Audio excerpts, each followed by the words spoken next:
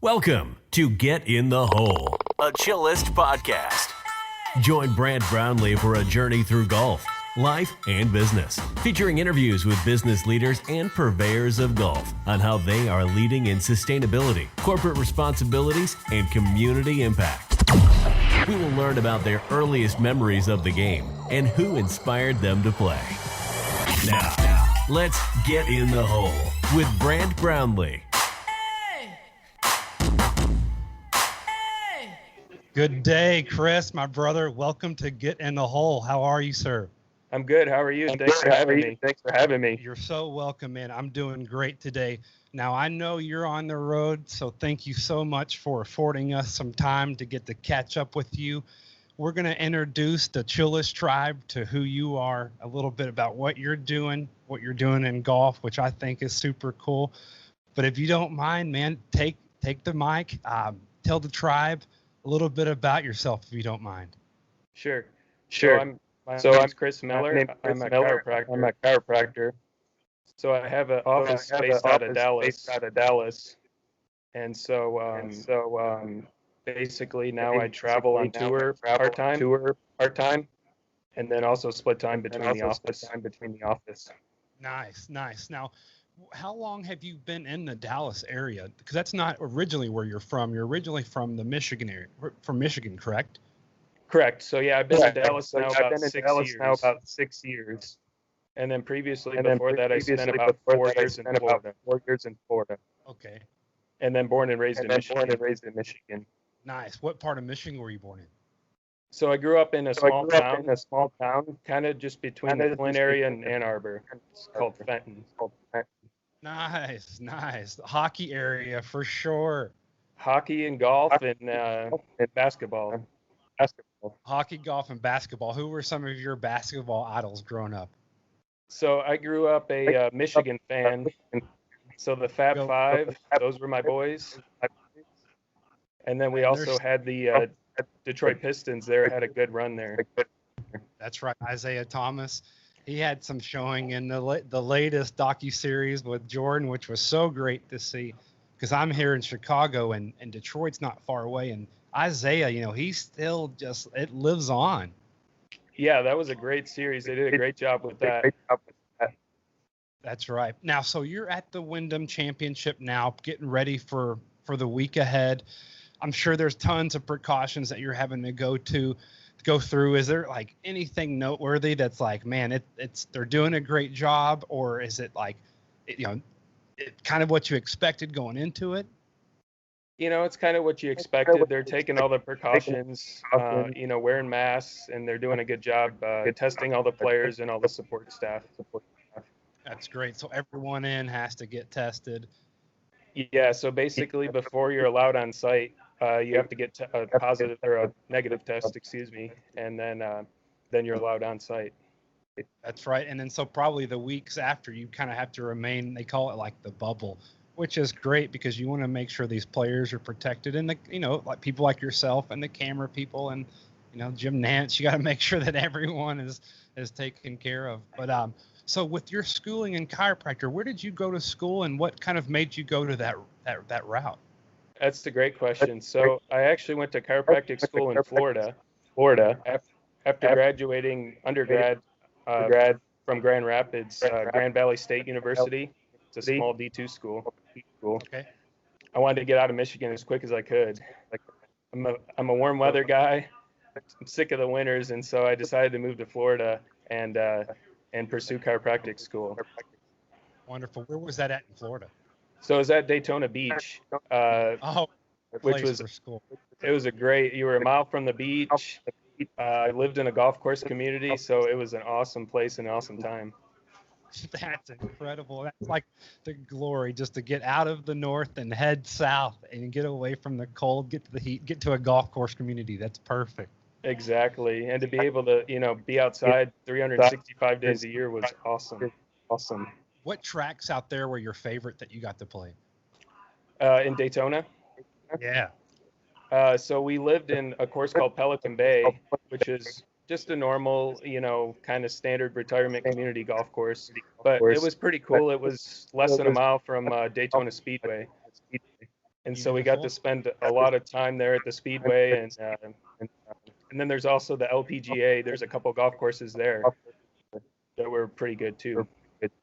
Nice. So the 4 years you spent there, and then after there you boogied to Dallas? Almost. There was another pit stop in between. I did in chiropractic school. You do an internship about your last 6 months to a year, and so I actually moved down to South Florida into Boca and spent my last time there. Nice. Now that's also some great golf the further you go down there. Yes, I unfortunately had a good opportunity to play some cool courses down there, like Seminole and some others. Nice. And then you moved from there to open went into business for yourself, right? I actually have, there's 3 of us in the office. And so I joined this practice right out of school. And it was a good opportunity to be able to work with golfers and hockey players, because that's my life. Wow, that's incredible. So you're learning not only business, but you're learning to apply the science that you just learned.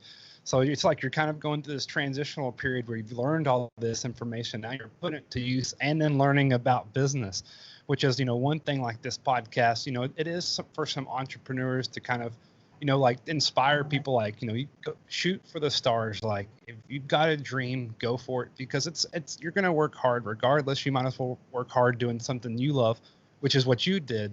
And that's why I find it so inspiring. You found your craft and you went and honed it and studied it, and then you took the leap of faith, opened your own practice, and now you're able to not only serve your customer base there in Dallas, but like you said, travel part-time and work with the tour players and keep them in their best physical shape.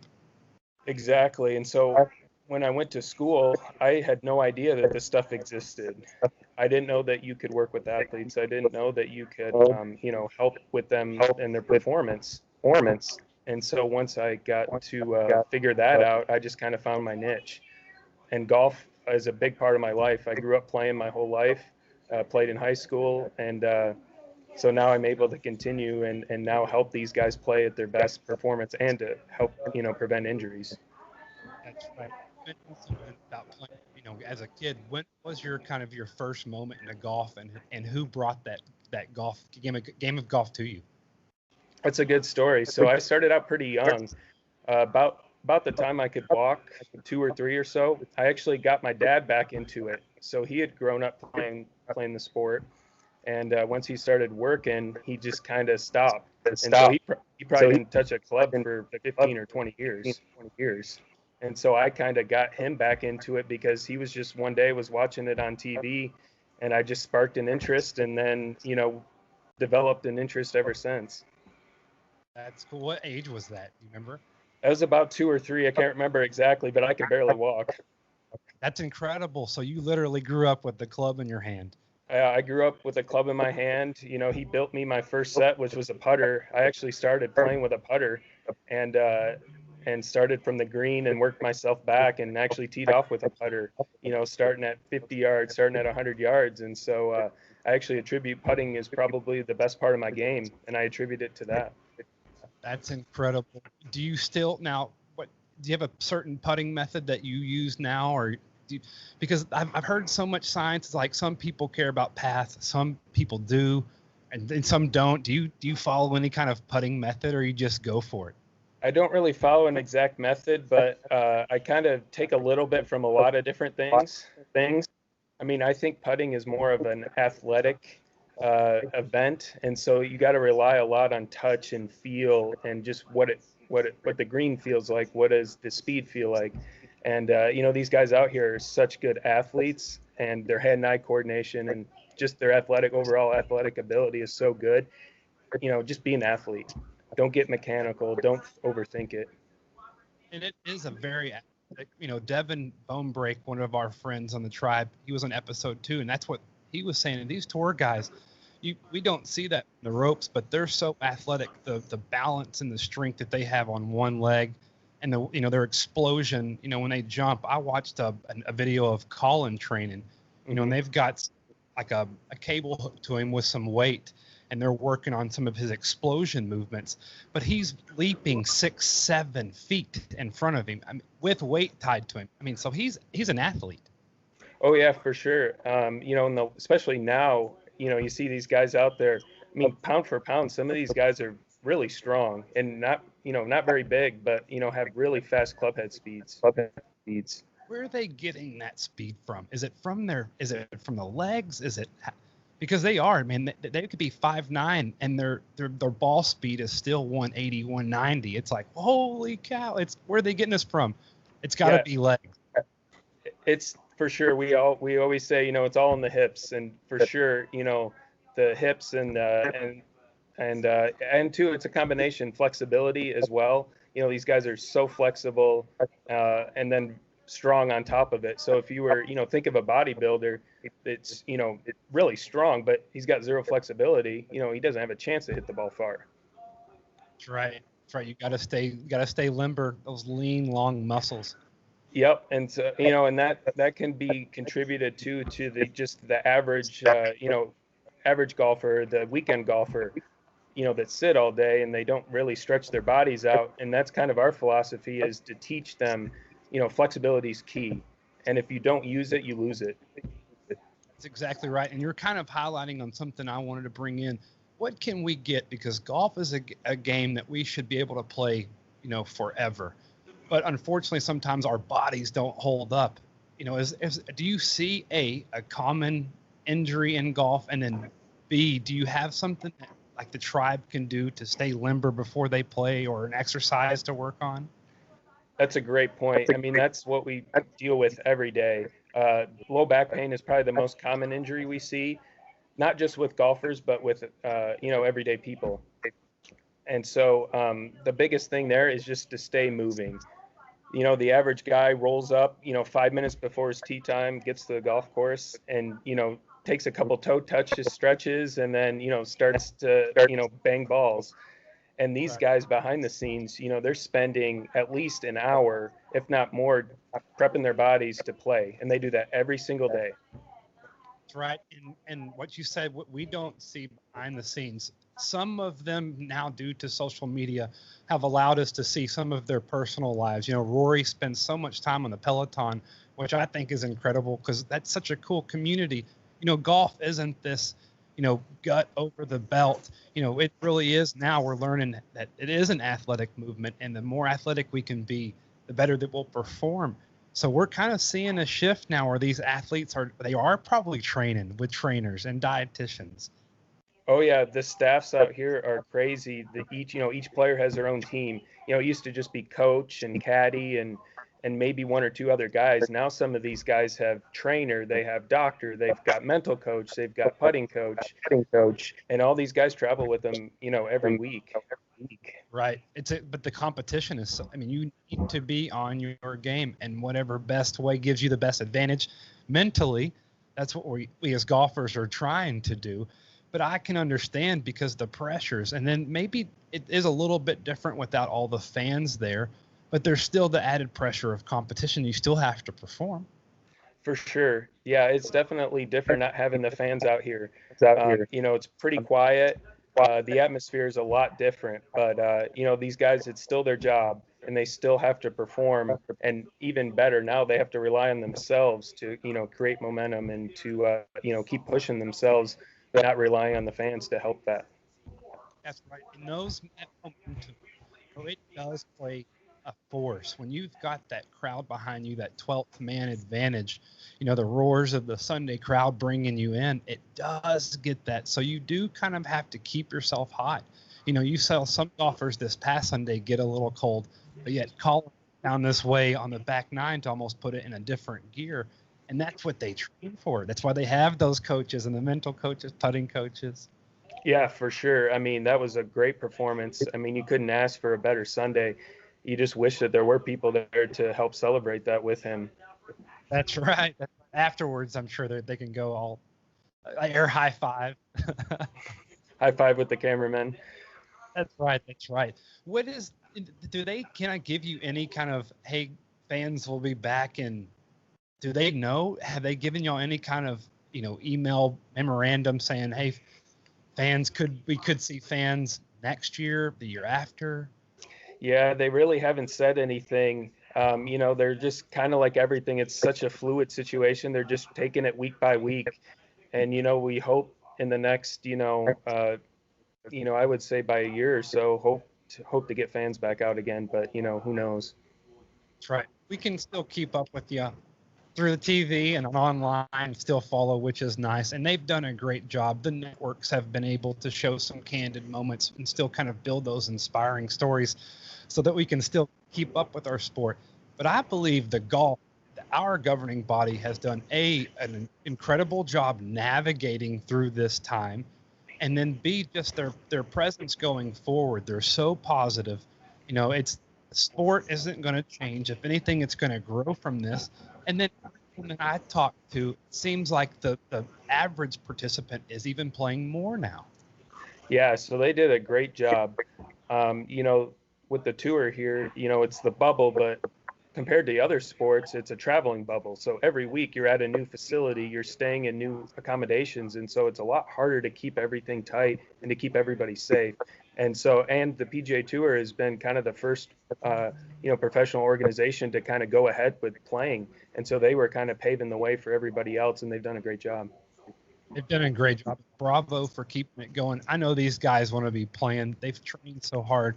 And for some of them are on the back end of their years, and you can't buy that time back. I don't care how hard you train or how well you eat. Your body does have a clock on it. And so when you lose a season, that you can't get it back. No, you can't. It's really tough. The other thing that they're doing behind the scenes, they're doing a great job of showing some of these behind the scenes things that the players are doing, which, like guys like me, we want to show people, what these guys are doing kind of behind the scenes to prep themselves, what they eat, all that stuff that you don't necessarily see, but, they're giving a little bit more of a glimpse into this behind the scenes stuff, which is awesome. What is their nutrition like?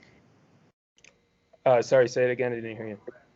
What does their nutrition look like when they're getting prepped in and they're going, because they're on the road, which is tough to eat well. So, what is there a certain, I'm not saying fad, but is there a certain zone diet that they're staying in? Or is it just tons of protein, low carb, but you still need carbs to perform? What's that look like? Yeah, so that's a good question. The hardest thing is just when you're on the road, you're eating out constantly. And so the biggest thing there that we try to teach with our players is trying to keep an even blood sugar, because every time you eat, it causes your blood sugar to spike, and then you get that crash. And so with our players, we want to minimize the amount of spikes of, peaks and low points as well. So we try to teach them, lower carb and kind of higher fat and proteins in order to keep that blood sugar as stable as possible. So some good fats, your avocados, get in, which is nice. Yeah, for sure. With breakfast especially, we try to get them to have, sliced avocado and as many fats as possible to try to keep that, blood sugar as stable as possible. And then on the course as well, we encourage them to eat, healthy things as well, because, out here you've got access to everything, and, not everything is good for you. Candy bars and chips and things like that the average person typically eats on the golf course. We tend to opt to, nuts and beef jerky and things like that to keep the blood sugar as stable as possible. Can you add, and I know they have all these solutions now that you can add, they've got amino proteins that add to water. Do you encourage any of your players to add anything to water, or do you just say drink as much water as possible? Yeah, so we do encourage them, drink as much water as possible. We try to get them to drink about a water bottle every 3 to 4 holes. And so, just in a normal round, they're drinking, 5 or 6 bottles of water at least. That's minimum. We've paired up with a company that has, a whole line of supplements of electrolytes, and then also recovery, B vitamins, amino acids, and then protein as well. So those guys are getting hydration during the round, and then they're getting the recovery after the round, especially amino acids like glutamine that help rebuild muscle and to help minimize the stress of, golfing for 6 hours a day. That's right. And that glutamine is going to work 6-8 hours afterwards when those muscles are recovering. So when that muscle's needing that food, it's sitting there feeding it, which is beautiful. So when they're resting that next morning come competition, their body's healthy because you're working at 8 hours and then they've got to go do interviews and still be on their game. And heaven forbid they need to go do any more practicing. Exactly. And that's the thing that we try to teach them, is because the season is so long and you're doing the same thing every single day, that you kind of have to keep a routine and you have to keep yourself going, because you got to have enough gas in the tank, especially to get through a full week. You do. Now we're going to kind of shift back a little bit. We before show we talked, and we have a similar back history as in scouting. Do you mind talking a little bit about your role in scouting and kind of what that did for you? Yeah, that's great. Yeah, I'm an Eagle Scout, like we talked about. So growing up, the Scouts were a big part of my childhood. My dad was heavily involved in our local troop, and so basically, being an Eagle Scout is, the values that they teach you is carried on not just into my professional life, but as well into my personal life. That's right. It does. When we grow up, you start at such a young age, and to get your Eagle Scout, it's a long journey. And so it gives those principles a long time to set in. And I'm so thankful for it, because it's allowed me to kind of use those principles, and I've put them into my company now with what we're trying to do is, leave the world a better place, and then also give back to those that may be underserved. And those are just principles that we learned in scouting. Yeah, and for you and me, we take these things kind of for granted because they were almost just ingrained, as early on. And so some of those principles, not everybody takes for granted. And so, very fortunate that we've had that opportunity. And I just wanted to say thank you. I love what you guys are doing. Growing your brand. It's going to be fun to see how you guys evolve in the next few years. I appreciate that. We've definitely got an uphill battle, because there's so many going at it, because there is a market. I think what we're doing is neat, that we're using recycled plastics to make our clothing. And then every sale we give a kid a putter set, because it was like you were saying, that little putter is all it took for you to be inspired to where now you've not only paved yourself a career, and you have yourself a healthy career for as long as you want to work, which is amazing, but it's your passion. It is, for sure. And you just never know, that little putter, what it's turned into. Being able, golf was obviously a huge part of my life growing up, but, I didn't dream about being able to, not just work with the best players in the world, but just to be able to combine my two passions, which is helping people and improving performance, and then now golf. That's right. Now you're at Wyndham now, or do you have a couple more tour events lined up? Because you're still splitting time back at home base at Dallas. Yeah, so I travel typically about one tournament or so a month. So I'll have, I think, 3 or so. The rest, the fall schedule, which will be the 2021 season. So I'll have a few events in the fall, but pretty much my time is at the office in Dallas. Wonderful. Now, we always kind of ask someone this question: if you could take any group of 4 to any course you wanted to, so you could, it doesn't matter, you can pick any 4 people and you can go to any course, who are you picking and where are you playing? That's a great question. Are we talking living or dead? Either, man. This is free for all. This is free for all. Yep. All right, so my foursome, one of my idols would be Ben Hogan. For those of you that know me, I study golf a lot. I love the history. I love architecture. I love the game. I'm a student of the game and always trying to learn. So Ben Hogan is kind of my idol. And then next, my idol growing up as a kid would be Payne Stewart, which is great because they just announced today that Zach Johnson is the recipient of the 2020 Payne Stewart Award, which is awesome because we couldn't ask for a better recipient. Zach Johnson's a great guy. You just nailed it. He's a great guy, and he's a great face for the PGA Tour, but it's what he does outside of the ropes, which makes him a stand-up athlete, a stand-up golfer. It's well-deserved. I saw you posted that today, and I celebrated it, making the thumb go blue. Nice. Because we need more athletes like Zach Johnson. It's beautiful. Well deserved. Bravo. We do. Yeah. So like you said, he's just a professional. What you think of as a professional. So yeah. So Payne Stewart, Ben Hogan, of course, my father, which is a big influence. You know, he's the one that's been my golfing buddy forever. I've fortunate enough to been to the Masters several times, but never gotten a chance to play. So I got to say Augusta. Beautiful, great course. Zach, I got to watch Zach win at Colonial. He always plays that course so well because he's a shot maker.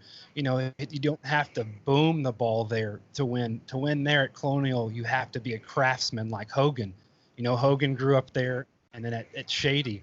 And so Colonial was always one of my most favorite events. And then seeing Zach play well was always a treat to have a big name, a big star come through Fort Worth. Yes, exactly. And then this week at Sedgefield Country Club in Greensboro is another shot makers course, a Donald Ross course. And so look forward to seeing guys like Zach Johnson and some shot makers, play this course again. I think Ben Hogan won this event. I was looking at the Wall of Fame, which is awesome. Some great names on there. I think he won this tournament in 1940, which is very special. Wow. I love Ben Hogan. I grew up in Texas, and he was the Texas legend. My first junior set were some Ben Hogan juniors, and I've actually named a dog after Ben Hogan. I love him so much, the history of it, and although he wasn't like the fans' fan because he was so quiet, I think it was his determination into his love for golf that when you're a golfer and you have that same flame burning, you see it.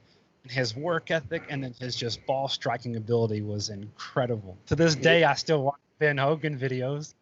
I do too, as well. I every day I find myself, if I got a few minutes, I'm watching, old videos or I carry his books around with me that I just kind of take a peek at every once in a while. So definitely something that, us students of the game, love to see, his work ethic and what he did in the sport. That's right. Now, before we end the show, how can people in Dallas find you if they've got a backache? If they've landed wrong on their snowboard and they need someone to help them out, how do they get a hold of you? Yeah, for sure. So our office is in the North Dallas. It's called Chirosport Specialists of Dallas. We're a chiropractic office. There's 3 doctors. We also have trainers, so we do performance training, massage therapy, and so we combine pretty much everything kind of all under one roof. Beautiful. Now, do you have athletes of all ages? We have athletes of all ages. We take care of all patients. Just because you're not an athlete doesn't mean, we can help everybody. So we try to, cater to everybody, older people, younger people. I even have a 2-year-old that I take care of all the time and, hops right up on the table and we do our thing and, keeps him going. Wonderful. Well, man, I can't thank you enough for being on the show. Good luck on the rest of the tour. Good luck in your business. I can't thank you enough for being on our show today, brother. Thank you so much. Yes, thank you for having me. I look forward to seeing you guys grow, and I'll do everything I can to promote you. I appreciate it. Thanks, bud. You're welcome. Thanks for listening to Get in the Hole, a Chillest podcast. Be sure to like, subscribe, and share us on social media at Chillest Golf for all of golf's greatest moments. And be sure to visit us at www.chillest.com for designer golf wear that gives back.